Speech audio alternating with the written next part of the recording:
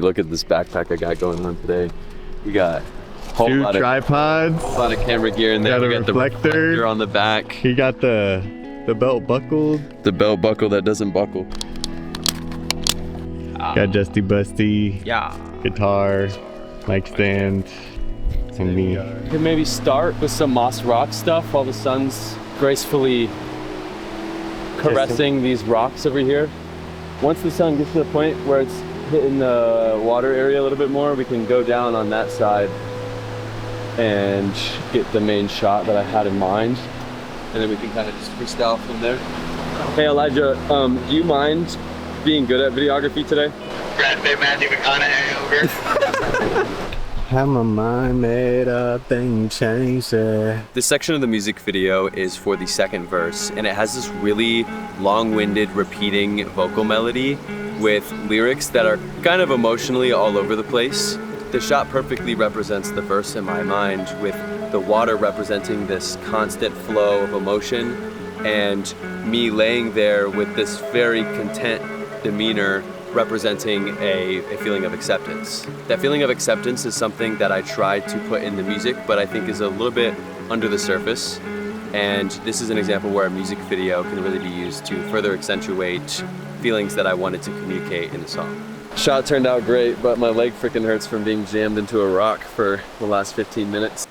So we walked further down the river. We walked further down the river and found these two trees that had fallen like perfectly across, and it was like a nice little bench for Elias to sit on. I thought it would be a cool way to get another shot with Elias and the stream in the same shot together, kind of piggybacking off of the shot we just got with his face next to the water. Not gonna lie, I hated walking in that water because there's so many rocks that I could not see, and they were all super slippery and randomly placed everywhere, so it made it way too easy to just slip and fall, which is kind of stressful when you're carrying $5,000 in your hands. And I wasn't sure if it was gonna turn out looking the way I wanted it to, but it worked out. Right now, Elias is getting tight shots of Justus playing his guitar. My shoes and legs are soaked, but that's okay. And yeah, having a good day.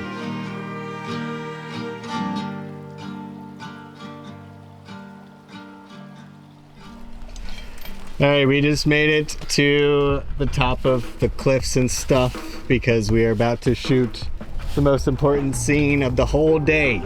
If you look right down over there, that is where the camera will be, and we are gonna snipe this bare-chested man as he's going Gorilla 8 on this ledge, screaming into the void so that the valley can hear all of his beautiful melodies. I'm scared of heights, so I'm not gonna go all the way over there, but I'm gonna be over here. We all felt a little bit nervous about this part of the day because it's one of the most ambitious shots that we've tried to pull off. The shots themselves are pretty easy, but carrying all of the camera gear in this environment made it a little bit of a challenge. Got it. Good grip? Yep. Okay. Okay, we're down now, and we're gonna try to set up the shot, and I'm gonna go back up, and we're gonna get the shots with me performing in them, and hope that it works.